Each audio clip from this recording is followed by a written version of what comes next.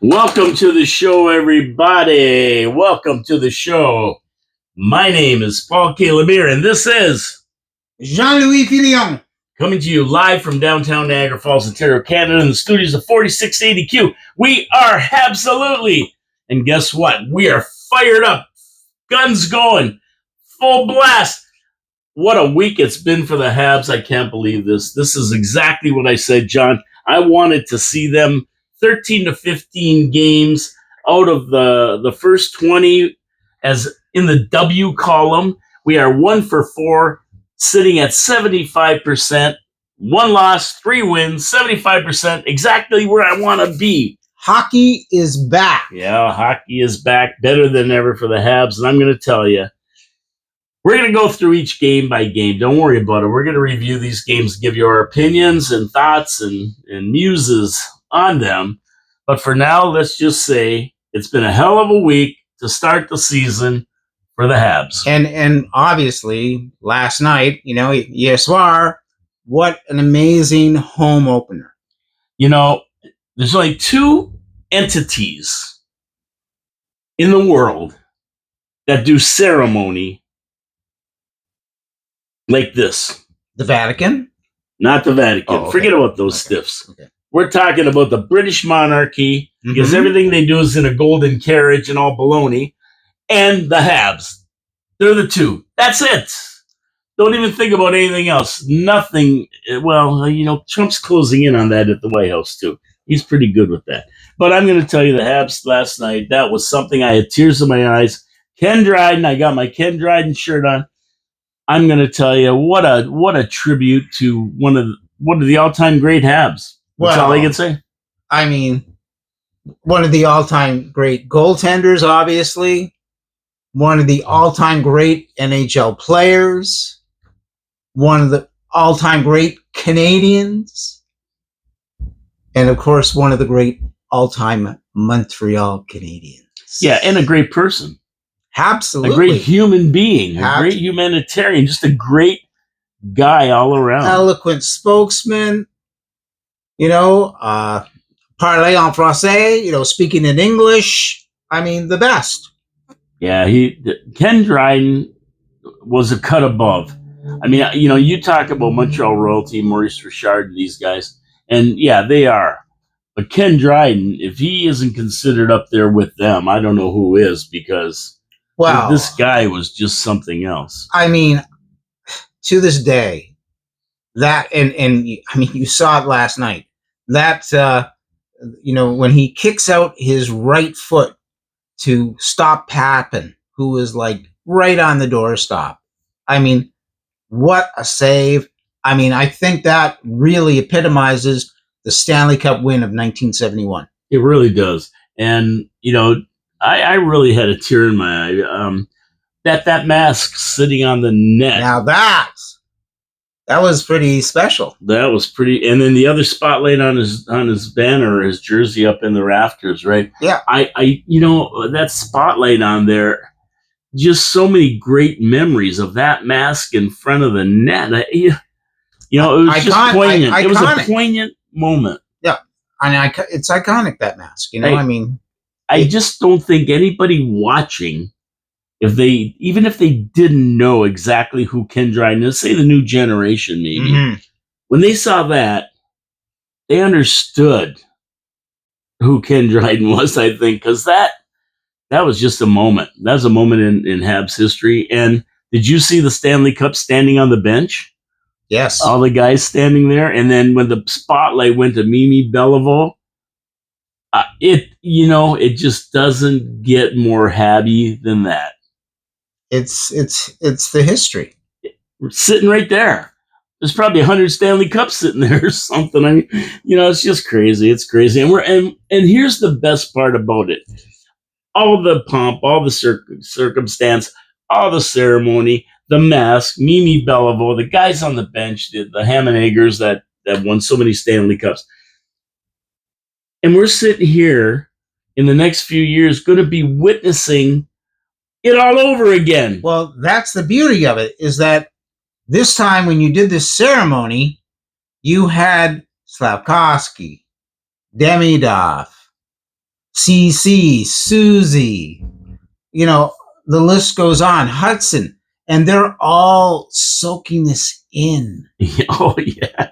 And if you want, and to me, go from that Dryden moment to the overtime victory when you're watching those three guys, CC, Susie, and Hudson out there playing in overtime hockey.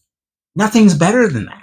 I don't even know how that goal went in. And CC, I didn't even see it. CC scored a beautiful goal. He like aced the top corner, coming in on the right side, which doesn't give him as much room as if he was coming down the left side as far as the way the stick and the ankles go. But he still aced it. And what's beautiful about that is those three guys are so young, and they're playing together. Like, they're going to be like, can you imagine 5 years from now having played, like, we'll call it 20 or 30 overtime games a season? They're going to be like unstoppable. Nah, it's just amazing what we got going on in Montreal right now. And you saw the joie de vivre, winning the game afterwards. The whole team, Galley was like one of the first guys out there on the ice. I mean, so it's like a mix of young, old, everybody's contributing. That's the major factor. Everybody's contributing. You looked at, as you say, the Hammond-Eggers on the bench. They all contributed to making, as well as, without them, I mean, Kenny needed 5 players on the ice to be Ken Dryden. And it's the same kind of concept. And that's what's exciting, because we're developing a team like Ken Dryden was able to perform with. And we're going to talk about goaltending and later on in the show, because we don't have a Ken Dryden, unfortunately. So you know what, Ken Dryden's maybe we do. Ken Dryden's are few and far between. Yeah, they are, and maybe we do. We don't know. Maybe we do. We'll see. Okay, some viewer comments. At Christian Pilon 747. Go Habs, go! Man, we. I couldn't have said it better. Christian. Thank you for the comment. Reno Burgoyne 8829. A fun quiz question about brothers, which isn't too difficult. Would be, so he's given us a question to ask. Mm-hmm. Which family had the most brothers play in the NHL at the same time? Well, that's a really good question. Unfortunately, I don't follow anybody else, so I don't know. Like I would imagine the Plager brothers. Well, Plagers, Sutters, we had the Hunter brothers. But the ones that I found that played on the same team at the same time, which is even wilder, right, would be the Stahl brothers. Eric Stahl, Jordan Stahl, and Jared Stahl. They all played for the Carolina Panthers at the same time. Wow. So that's pretty cool. The other brothers, there's been a lot of brother acts, not playing on the same team, but the Plager brothers, we know Barclay Plager and that gang, Sutter brothers, the Hunter brothers, and then you've had a lot of pairs, the Hillman brothers. The Hillman brothers, you had Bobby Hull and Brett Hull and Brett Hull and Gordie Howe and Mark Howe and Marty Hull. Father and son.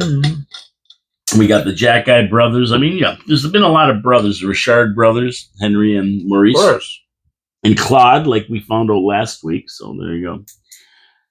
Okay, at Gary Cornwoye, 9031. Lane Hudson just played one NHL season. There's no time to panic for this contract. It will eventually get settled. As for the trivia, I swung and missed. Better luck next time. Great show, boys. And this was, I put this down on Saturday before Hudson signed the contract. Mm-hmm. So we know that he said, no panic, no use to panic for this contract. It'll eventually get settled. And Gary, you were right on the money. It got settled right after you probably posted this last week. And you know what? They settled it on Monday, right? Yeah, they announced it on Monday. This is the deal of the century for Montreal. It works out perfect. It locks them up for 8 years until 2033. And I think the contract that ends first will be something like Suzuki's in 2030-31. So, I mean, we got all these guys, our core players, together for a minimum of 5 years. And that's how sweet is that? And that's where I think we're at. We're at that 3 to 5 year. It's going to be exciting. It's going to be exciting. It's going to be very exciting. I mean, I think it's great that they actually signed him. I mean, they needed to sign him. And the price, what was it, like 8.75 or something, 8.5, 8.75 cap hit? I mean, this is beautiful. And I think Hudson, in a way, seeing as what these other players were signing for, took a little bit of a discount because to play in Montreal, to stay and play in Montreal. Because I think you look at him, he's having a ball. Did you? I don't know if you saw the interview yesterday with Cole Caulfield after the game, and this kid he is just unbelievable. What a pleasure to have him on our team. And Lane Hudson is the very same way. Here's the deal with Lane Hudson. I mean, he could have played the whole season without a contract and signed a contract, but this way, he's covered. Yeah. Okay, so if Lane Hudson, unfortunately has an injury or something like that, he is looked after for the next 8 years. Yeah, well, I mean, he's got 70 million reasons to sign a contract, and that's not bad for a 20-year-old kid or whatever it is. It's good that now go out and play your game. Go out and buy your Ferrari. No, but go out. No, he doesn't have time for a Ferrari. He's too busy playing hockey. That's the beauty of Lane Hudson. So he's the kind of guy, the guy who's at the rink the first, before anybody else, the guy who can't get off the ice, the guy who plays, 25 minutes of a game. He deserves to feel confident and secure. You know what? And that's what this contract does. It says, you know what, Lane, if you blow out your knee in January, we're here for you. Now, you know what, Lane, I'm going to tell you something. I have lots of time for a Ferrari. So if you don't buy it, let me use it. And I'll give it back to you when you have time. Now, I might have a couple of bad rims. I don't know, but Paul will definitely return it to you. I probably couldn't even get in and out of a Ferrari. It might have been a couple of rims. I don't know, but I'd have it because of the potholes here in Niagara Falls. Oh, well, yeah, the jawbreakers here. They'll kill a car like that. Exactly. At Vince Houdon, our buddy Vinny, the Sutter brothers is my answer for multiple famous brothers in the NHL. Could easily be. Yeah. Like you put it eloquently, we follow the Habs. Yeah. I mean, I've heard of these guys. I couldn't tell you anything about them other than they're in the NHL. But did I ever follow them? Unless they play for the Habs, I really don't follow other players unless they're big name. It's hard not to follow Gretzky or Crosby or McKinnon or McDavid, guys like that, or Kane and Abel. They're Kane and Taze in their prime. But overall, no, it's mostly Habs. Yes, it's mostly Habs. Or I mean, there's a few players, guys like Mario Lemieux. I followed him. A French-Canadian hockey player. I think I followed him a bit. Yeah, me too. I like Martin St. Louis. Martin St. Louis, I didn't follow another French-Canadian hockey player. I think I followed him. I didn't follow him. Martin Brodeur. I watched Vinny Lecavalier. Martin Brodeur, another French-Canadian. I think I followed him a little bit. Yeah, I followed him a little bit. He was pretty good. At Vince Houdon, huge win tonight against Detroit. Dobish was solid, and Bolduc and Kapanen score again. Great start for those two. Let's hope for another big game in Chicago on Saturday. And you talk about the cardiac kids. The last two games have been cardiac arrests for me. Here we are. Baba Baguli. And we're going to talk about those games later. So let's talk about them later because we're going to go into each one of those games anyway. But yes, you're right, Vinny. You're right, Vinny. Vinny's the best. Vinny's the best. He was so excited for the season to start, and now he's going to be really into it. He's back into hockey because he kind of gets away from it in the summer. He said. Well, there were 20,000 people last night who were pretty excited. Oh my goodness! Look at the people. I mean, that. How many standing ovations were there last night? Oh.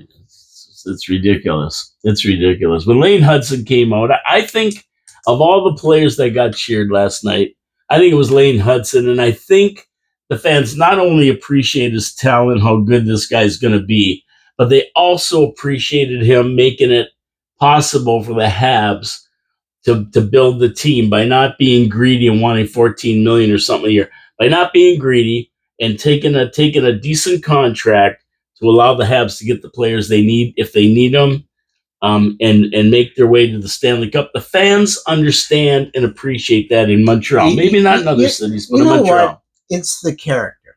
Okay? It's the character. It's part of that, what we talked about, culture, fabric of the team.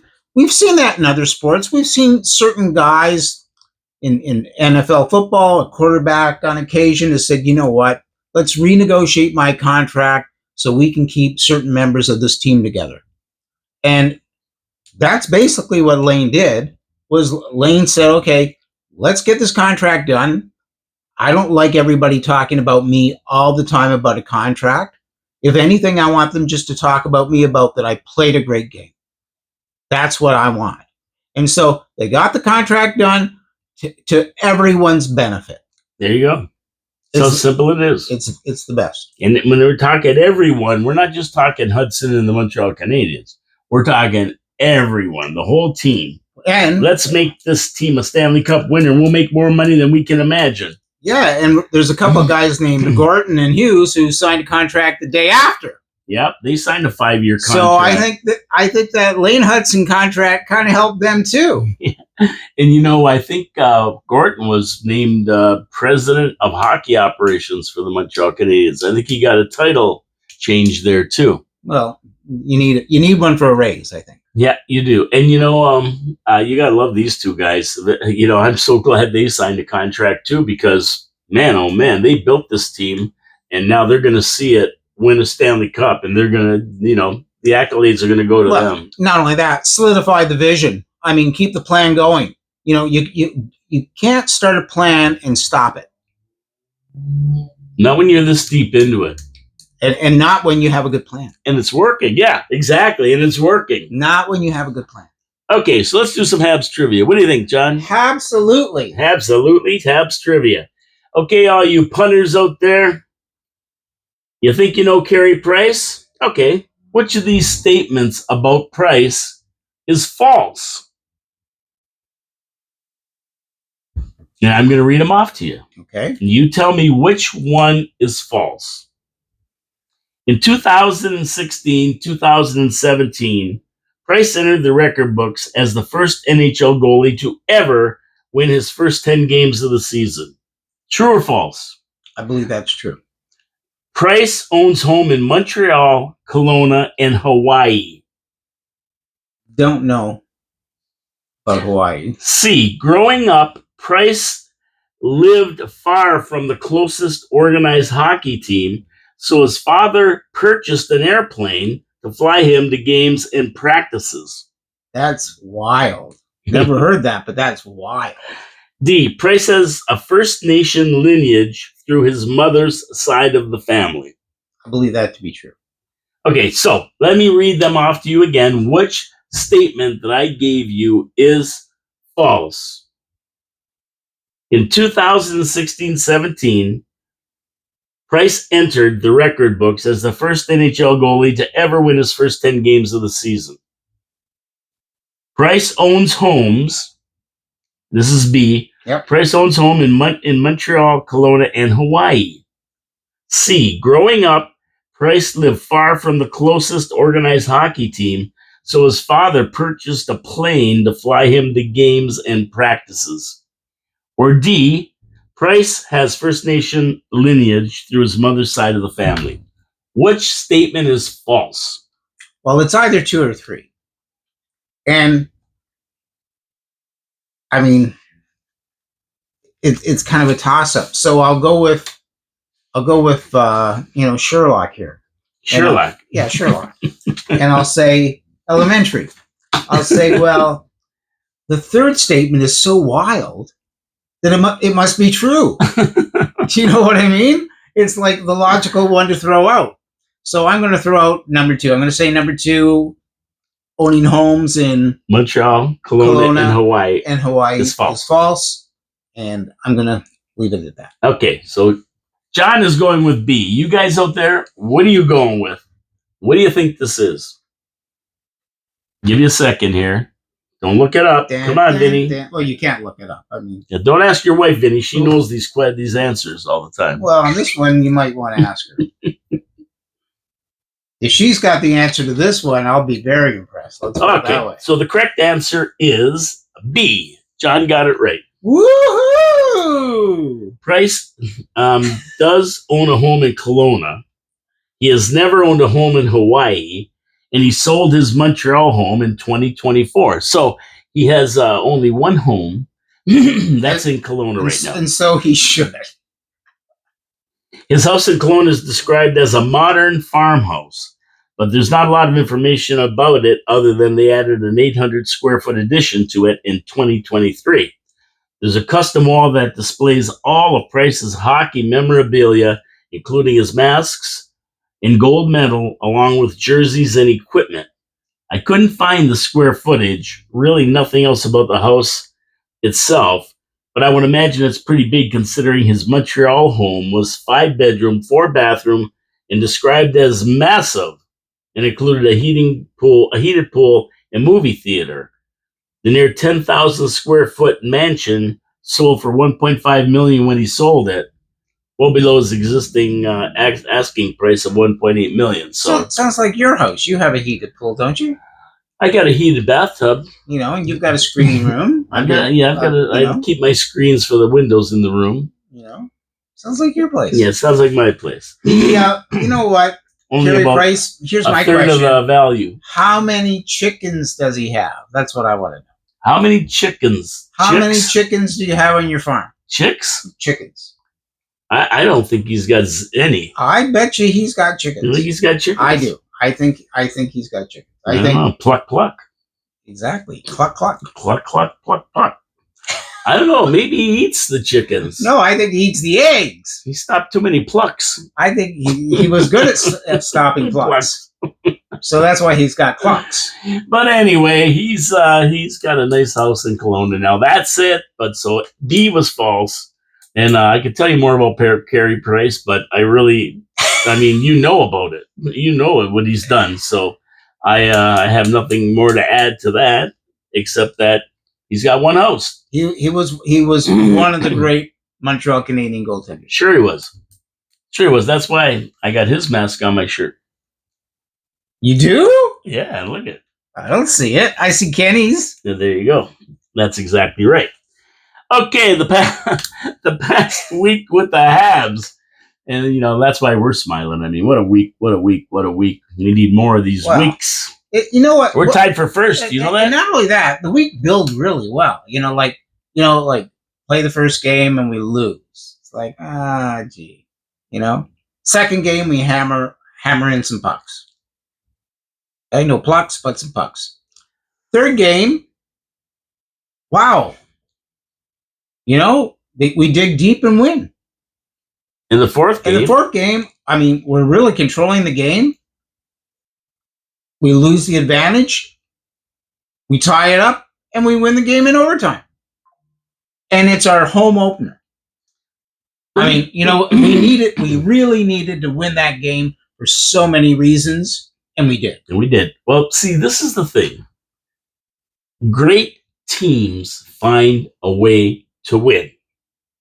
And I'll just leave that at that. Yeah, that's classic for sure. That's classic. Great teams find a way to win.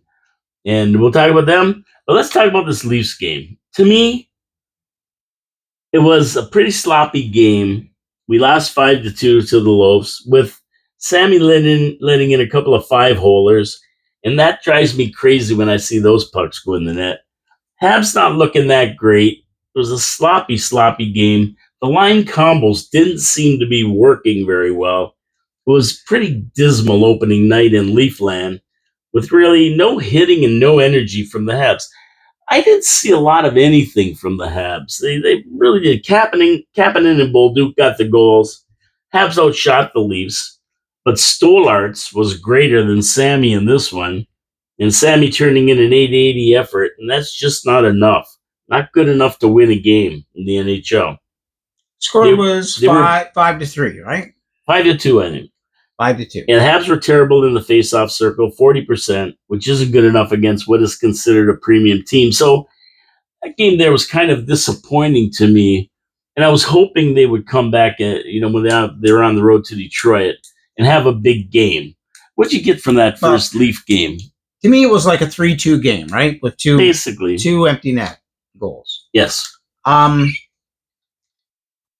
think the Habs were just, it was like they were starting to really know each other as far as the line combos and everything else. They just needed to settle down and gel. It was great to see Bolduc and Kapanen score. I was happy, very happy with that. Because we know we need production from some other line than just the first line. And in defense of Monty, seriously, on that third goal, you cannot play hockey without a stick. Especially a goaltender. The goaltender had his stick. Oh, well, who didn't have the stick? The two defensemen. Oh, both of them? Both Lane Hudson and Matthews went back. They lost their sticks as they were. I think Hudson might have blown his stick out, and that started that rush. And then Matthews somehow lost his stick. You got two guys playing defense back there, and they both don't have a stick. Well, if there's anybody other than the goalie, if there's anybody else who should have their sticks, are the defensemen in the D zone. Oh. You can't play hockey like that. It drove me crazy. Yeah, without that. Like back in the day, think about what would have happened.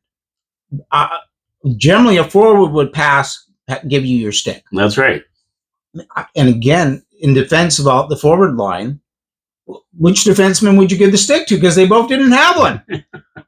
If I don't have my stick, I got to go to the bench. Sorry, I don't care what people say out there. You need a stick to play hockey. End of story. Well, especially both defensemen. Both of them had no stick. Well, that's crazy. And the next worst thing is the goaltender not having a stick. Exactly. So I give Monty a pass. So what I just didn't like is the 5-hole goals. They're basic fundamentals. Keep your stick down, legs together. As long as they're not deflections and if there's movement. If there's movement, then it's a possibility. But the better goaltenders, as you would say, would ensure that the 5-hole was covered on that move. And only 40% in the face-off circle. That's really bad because that gives you less chance of having the puck. So your puck possession time automatically goes down, and it leads to a lot of goals. Over the course of the next 2 to 5 years, as we complete our rebuild, those are skills that we need to consistently get better at. But the good thing is Bolduc got a goal.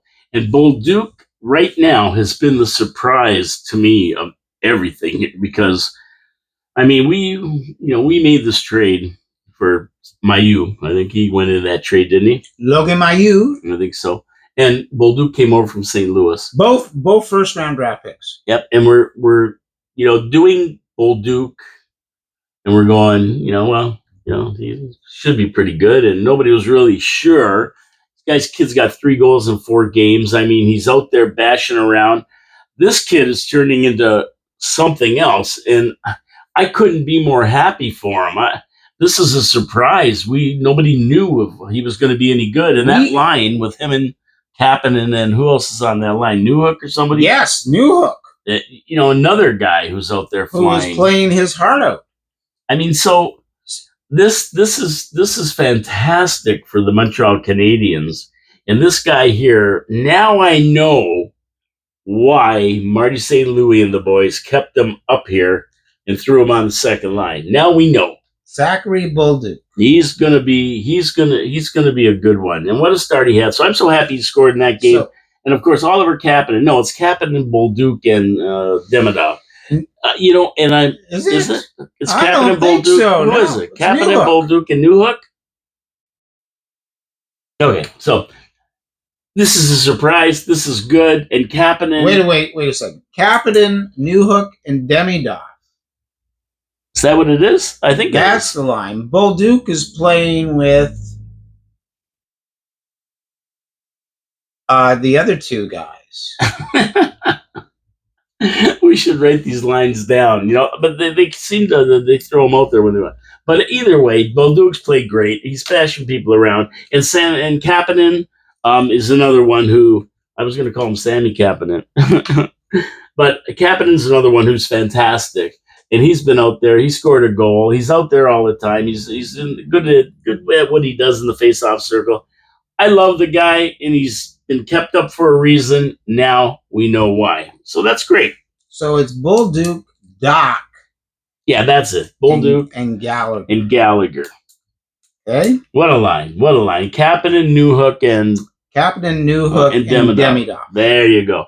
So, this is fantastic. And they've all been firing. We've seen it, and that's great. So I was glad to see him get a goal, Kapanen get a goal, even though we lost. Disappointed in Sammy. And so then we played the next night against... But let's, before we leave this game, Bolduc. So imagine, he's a big surprise. He wasn't on the team last year. And he's playing amazing. Yeah. One of the reasons... He's only 22. Yes. He was a top, he was taken in the first round overall. Yes. So obviously people have scouted this guy. I mean, he's got the parts to be a great, to be an NHL hockey player. It's up to him as how great he's going to be. And he's from where? Nome, Alaska. I don't know. Trois Rivières. Oh, that's right. He's from Quebec. So, yes. Which means, il parle en français, he's a French Canadian. Oui, oui. Now, I think I mentioned last week that there was a guy who writes for the Montreal Gazette. Yes. Who wrote a book about Habs Nation and spoke about the fact that Montreal won 15 Stanley Cups over the course of 30 years, and that was when the majority of the team was French Canadian. And how important it is for a French Canadian to play for that team, because they try maybe a little harder.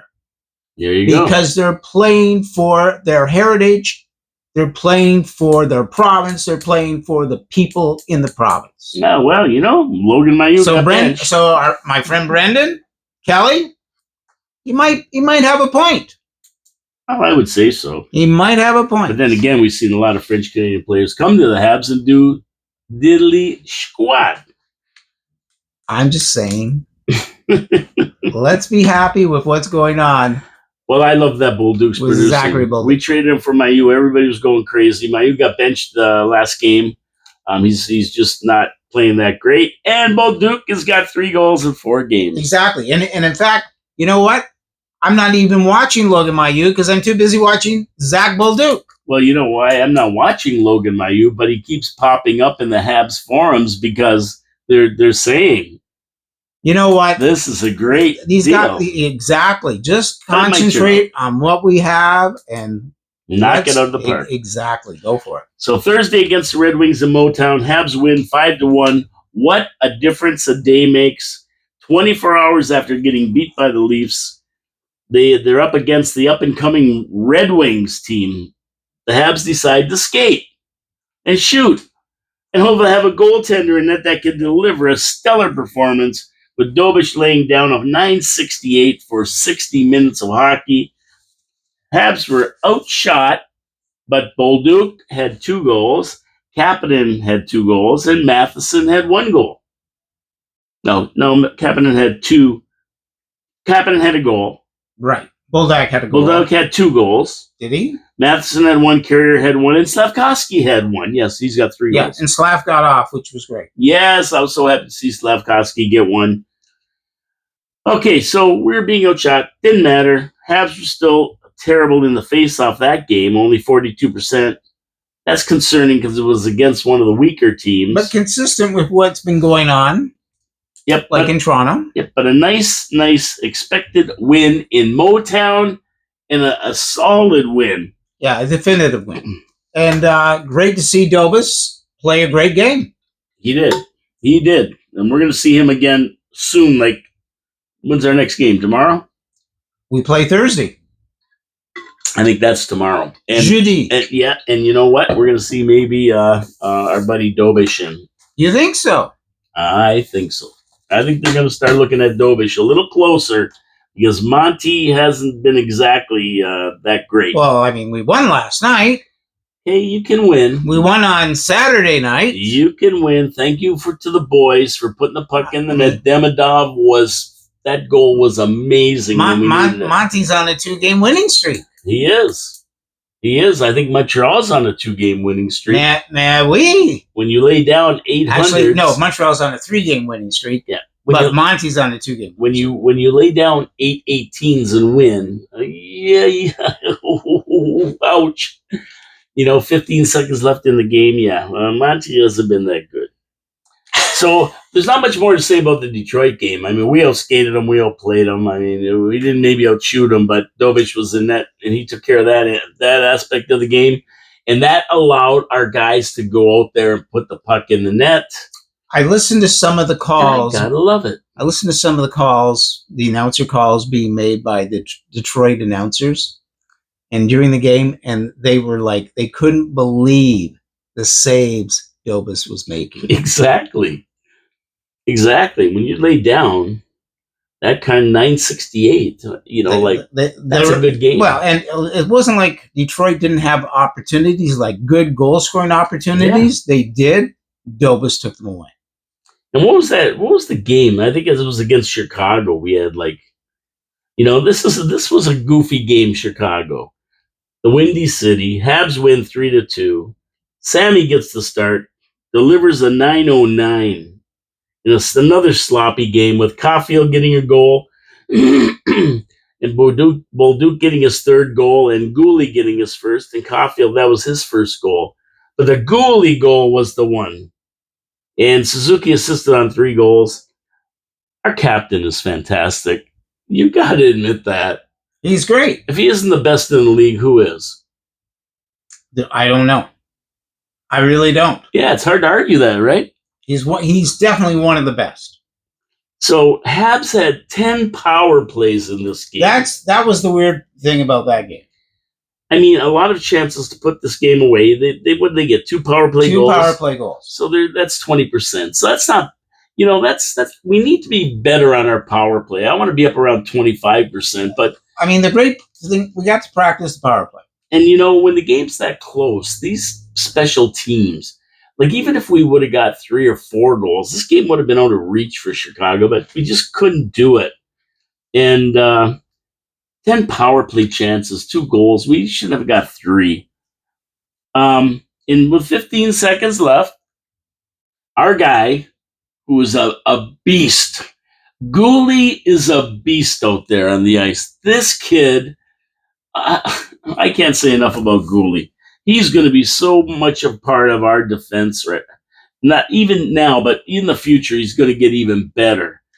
And he's a beast out there. He'll fight anybody. He sticks up for his players. He got the goal with 15 seconds left to end the game and get Monty out of another bad game. Good teams find ways to win. Great teams find ways to win all the time.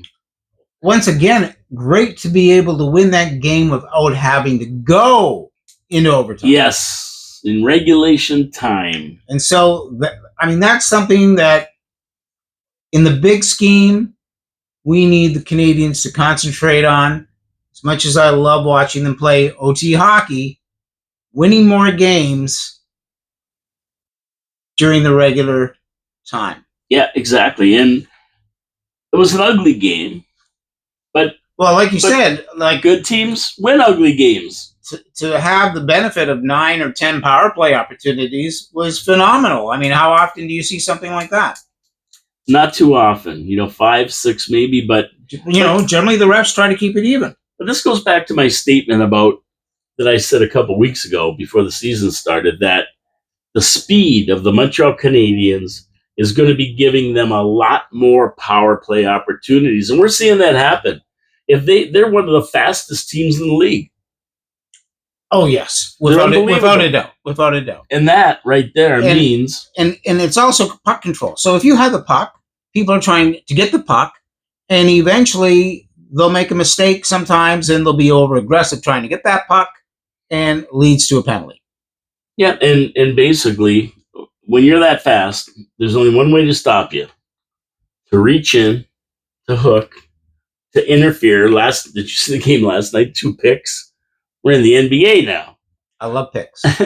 And but the thing is that when you have that kind of speed and your feet are always moving, when you get guys like Newhook and Caulfield and all these guys, Anderson drew a penalty. Even Line draws penalties because they're fast. They got moves. They'll fake you out, and then the only way left for you is to do something you shouldn't be doing, and the arm goes up and you get the power play, which is phenomenal. And we saw that in that game. Absolutely.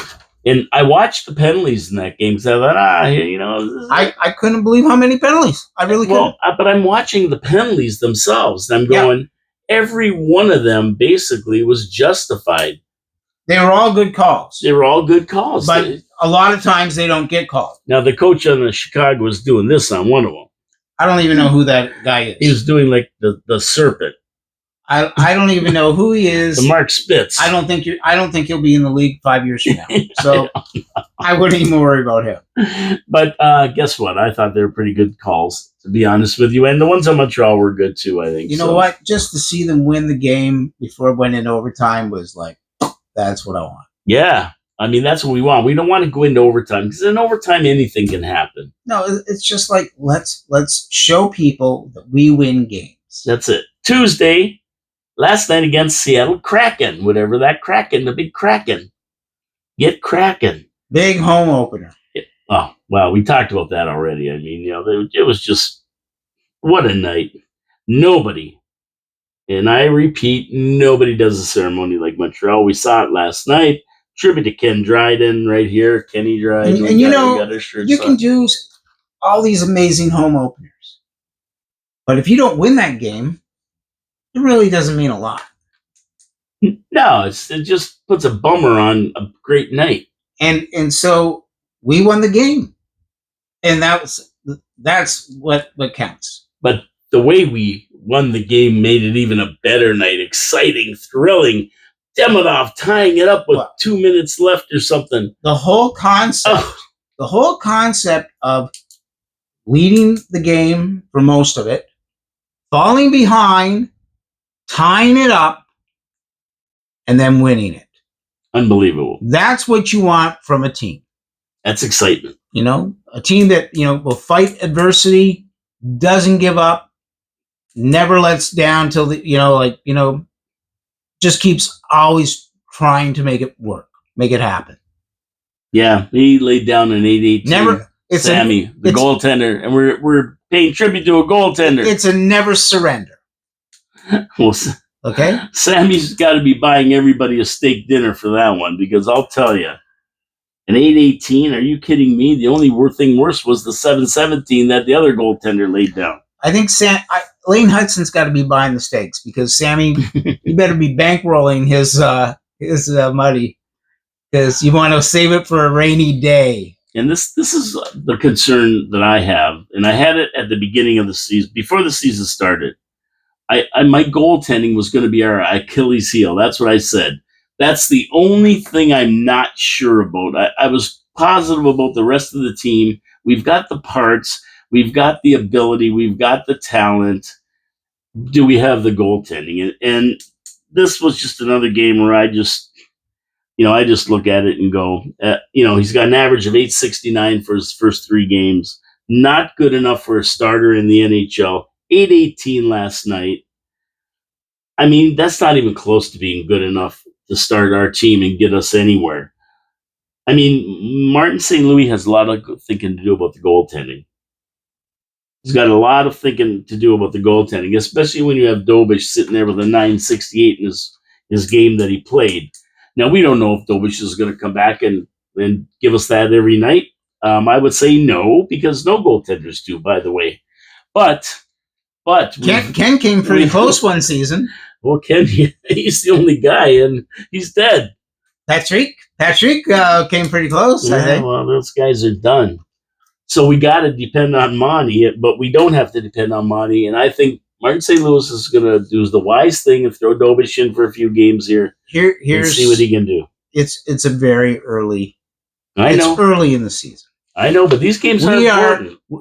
And we won last night. We're 3-1. That's our record. 3 wins, 1 loss. Yep.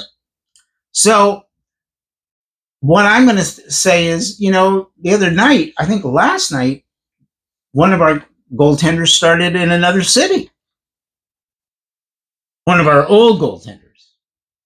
I think Caden Primo started for the Leafs last night. He did. He won 7-4. And he won the game. But he didn't play that great of a game. But think about this. The Leafs played a better game. Think about this. So last year, our goaltending situation was a little wonky. Oh, right? Totally. You agree with me. But I'm actually feel much better about this year's goaltending situation. And I'll tell you why. Because in Laval, we got a guy named Kaapo Kapanen, who's a very good goaltender and can easily back up anybody in the NHL. And we got a guy named Brendan Fowler, who may be our future goaltender. Well, he is, but they're not ready this year. But Kaapo could play. Well, Kaapo could put backup, but we don't want Sammy to be the starter. That's the whole thing. But that's gonna sort itself out. Yeah, like Dobish and Kapanen, I'd rather see. We have a Jacob Dobish.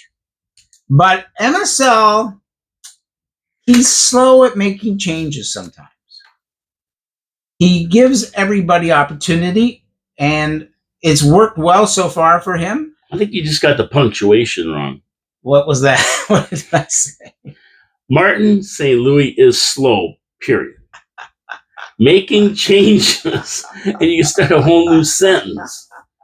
I kind of think at the beginning of the season, I read MSL saying that Jacob Dobish will at least play 17 games this season because we have 17 back-to-backs.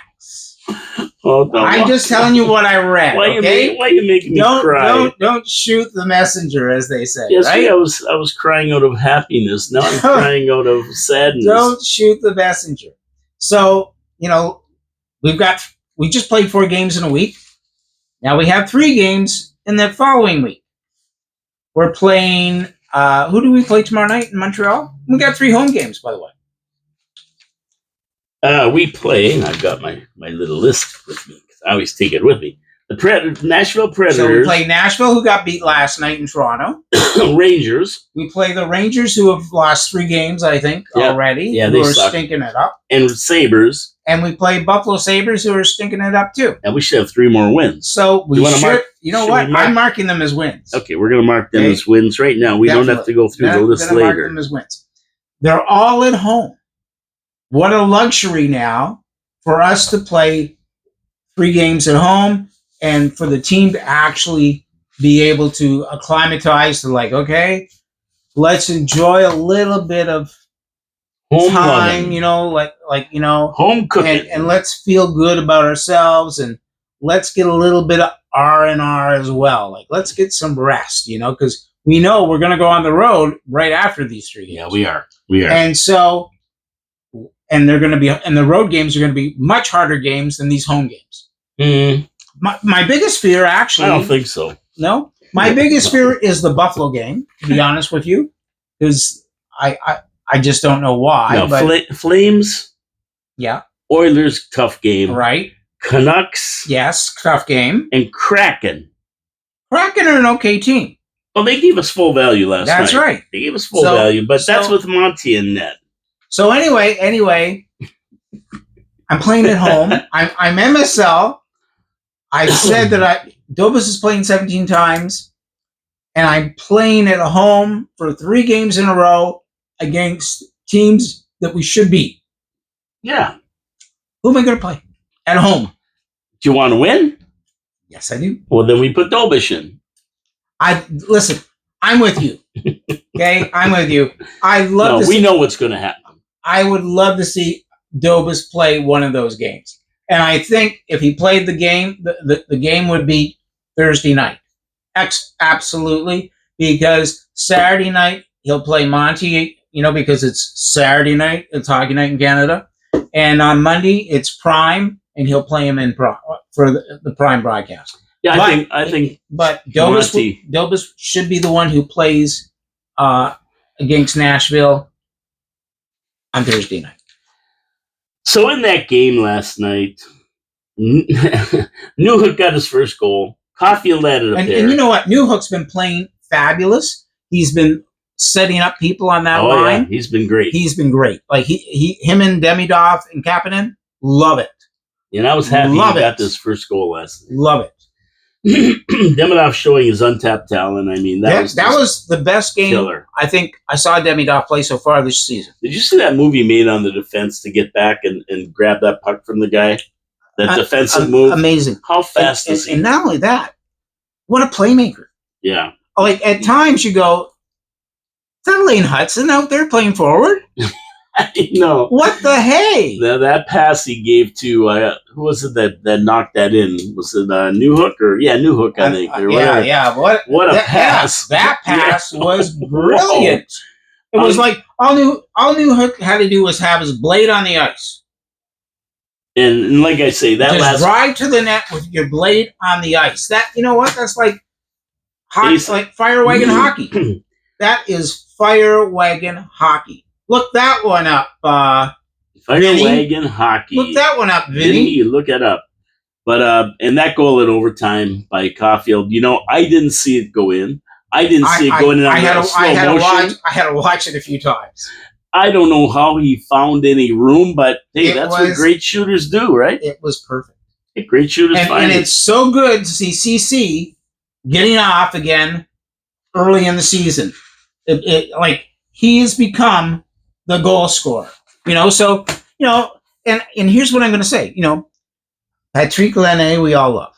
I mean, I don't know if you've talked to his wife recently, but yeah. But I will say that Patrick Laine brought his A game to the Bell Center last night pregame because he was dressed for success. Yeah. And he had a nice tribute to Kenny. He looks like I thought it was Gord Downey. Riverboat Gambler. I thought it was Gord Downey reincarnated. Yeah, sleazy Riverboat Gambler he looked like. And then, but Laine last night made a pass. Yeah. For Demidov. He did. And you could see that there's chemistry between those two. There's a love affair going on between those two guys. Well, like and which I really like. But I think I think the other thing, what I want to say is I can live with Patrick Laine playing that kind of game. I don't know if I can live with Patrick Laine playing that kind of game for 5 years. No, he's got 1 year this year, and then he's gone. But this year, for $8.5 million, I don't want that kind of game from him. Well, maybe he could take a reduction. I don't know. Well, but this year, I can live with that. If he keeps setting people up that way and playing a better two-way game, I can live with that. Well, I'll live with it for a year, and then he can take a hike. That's what I think. If he doesn't put the puck in the net, then he's not getting $8.5 million. He wants to come back. No, don't even bring him back. Let him run out this year and get rid of him. Unless all of a sudden he becomes the scoring phenom 5-on-5, but I just haven't seen it. The guy's a mental case and he's lazy. Yeah, it is. There you go. You want to hear the truth or do you want to be happy? Did his wife hang up on you? His wife's given up on him. She don't talk to him anymore. She don't talk to you, obviously. Because I told her, tell him score 5-on-5 like when he's sleeping. Subliminal. Yeah, I thought it was like subliminal messages, and obviously she don't even think that's helping him because he hasn't done anything. So she gave up on it. Anyway, what can I tell you? What a pass! Because I mean, there's a guy who generally would shoot from that side, that face-off circle, the left face-off circle, and bang. He set up Demidov, and it was great. That was a beautiful pass. And we saw that chemistry in the summer when they were playing the 3-on-3s and that. Absolutely. They do have a chemistry. So what does Marty say? He puts them on different lines. I know. I also think that we had the best 3-on-3 game with like We got the CC, people to play. Susie, and Lane. Yes, we do.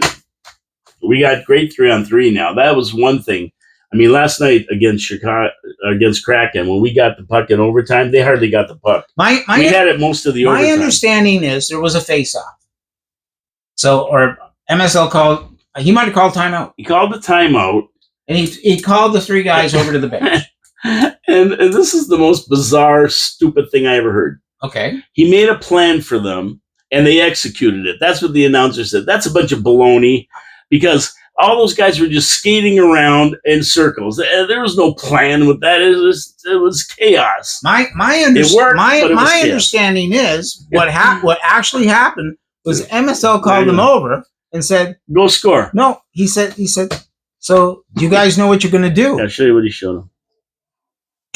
Here's what MSL. I'm going to show you exactly what MSL told everybody. He didn't tell them anything. Here's what he did. He drew this on a piece of paper.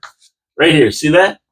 That's what he drew on the piece of paper, and he said, "Go out there and skate around till you're open and put a puck in the net there by the G's." My understanding is he actually told them, "Listen, guys, okay, what are you guys going to do?"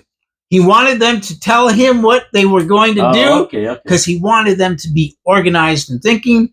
They went out, they executed, and they scored. I'm not saying they executed, but at least that's how they got a goal. The takeaway on it is Nick Suzuki won the faceoff.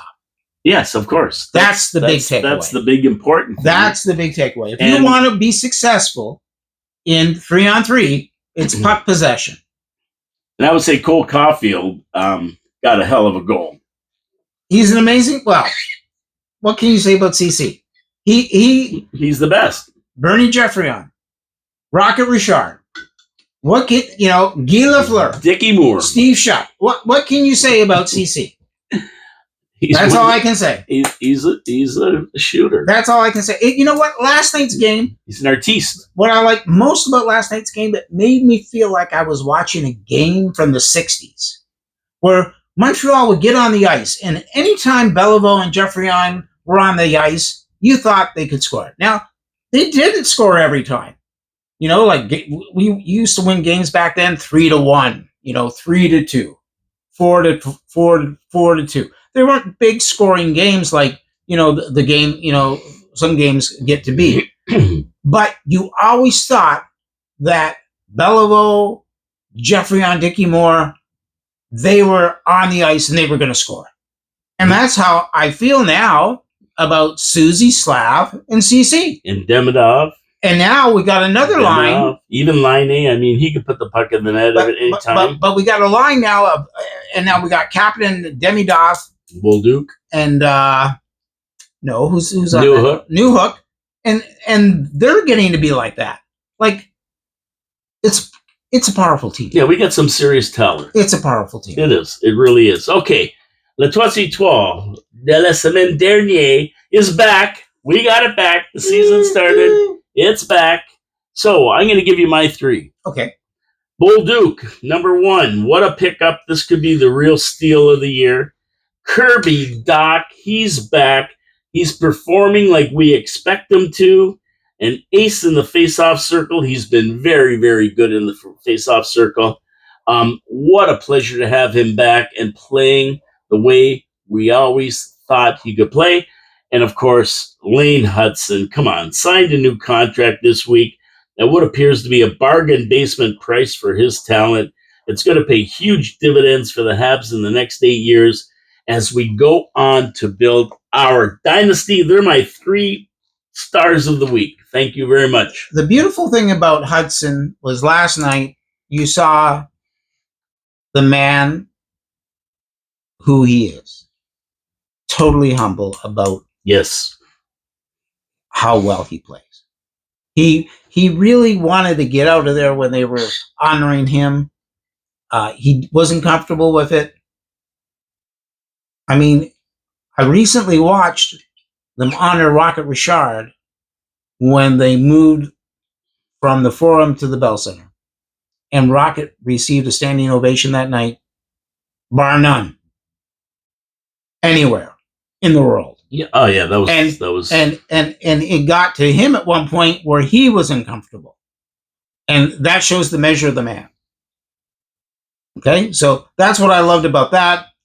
The other thing is, again, Hudson signed a contract. He said, "Guess what? I want to play hockey in Montreal." That's why he signed that contract. I'm committed to this team, the best. He's your first star. No, he's your no. third star. He was your third star. Yeah, he's my third star. My third star are the guys who got him there. Hughes and Gordon. Absolutely. They signed their contract. They got him to sign his contract. Their team, they acquired Bolduc. Their team is coming together, maybe even a little quicker than they thought. So hats off to them. Yeah, that's why can't argue with that. That's why we're seeing what we're seeing. My second star, Les Deuxième Etoiles, is the second line. You know, we've talked about Demidov. I mean, he was starting to show his brilliance last night. You know, true enough. Alexander Newhook, he has stepped up to be the hockey player that Ken Hughes thought he would be for this team this year. He's starting to finally come into his own with the team. You know, and then Kapanen, a guy that MSL, has said, this guy showed me in training camp. I'm keeping him. I'm sure he received heat. Why didn't you just keep Jacka? Why didn't you keep Owen Beck? He decided on Kapanen, and Kapanen is coming through for him at this point. He is. So that's my second star. My Le Premier Étoile, the first star, is definitely Susie, Slav, and CC. The first line. There's really nothing you can say. What do I have to say? Really? Nothing. I mean, like they say it all on the ice. It's all there. It's all there. It's all there. There you go. What are your 3 stars for the week? Vinny, Gary, Reno, Burgoyne. Reno, that's right. Reno Burgoyne. What are your 3 stars for the week? Let us know in the comments. Like us. Thanks for tuning in. We appreciate you tuning in. Don't forget to give us a thumbs up, like us, subscribe to the channel. Share the show with your friends. Get them to join. It's one big happy family. Happy family. Happy family. And one big happy family. And let's hear your thoughts. Let's hear your thoughts. Come on. Fire Wagon Hockey. We thank you for tuning in. We thank you for sharing. We thank you for your comments. And most of all, Messi. We thank you for being a Habs fan, because that means you are one smart cookie. God bless you all. We're getting out of here. I'm Paul Calamere. This is Jean-Louis Filion. We are absolutely coming to you live from downtown Niagara Falls, Ontario, Canada, in the studios of 4680q.com radio. Tune in at noon. We're here at noon on Wednesdays, every Wednesday. Promises made, promises kept. We'll see you next week. Have a great week, and go Habs. Go.